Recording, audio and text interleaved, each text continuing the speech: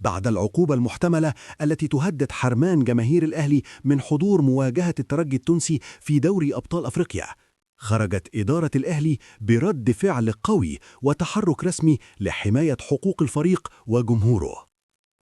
الرد الأول: الأهلي بقيادة محمود الخطيب شعر بالقلق من ضغوط فوزي لقجع رئيس الاتحاد المغربي لكرة القدم ومحاولات التصعيد ضد النادي الأحمر عبر الاتحاد الإفريقي كاف.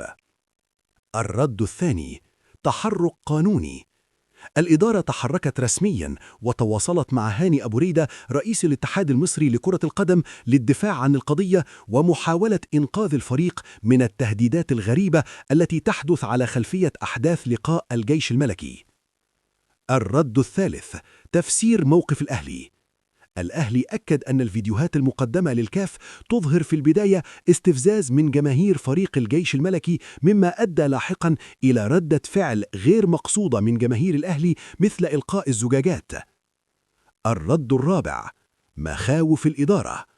الخطيب ومجلسه عبروا عن خشيتهم الكبيرة من غياب الجمهور في اللقاء الإياب ضد الترجي، لأن ذلك قد يقلل فرص التأهل ويؤثر على فرص الفريق في المنافسة على اللقب القاري. الرد الخامس: التحذير للعقوبات القادمة. الأهلي يراقب عن كثب ما سيعلنه كاف منتصف الأسبوع القادم بشأن العقوبات، والمجلس مستعد لاتخاذ خطوات تصعيدية قانونية إذا لزم الأمر.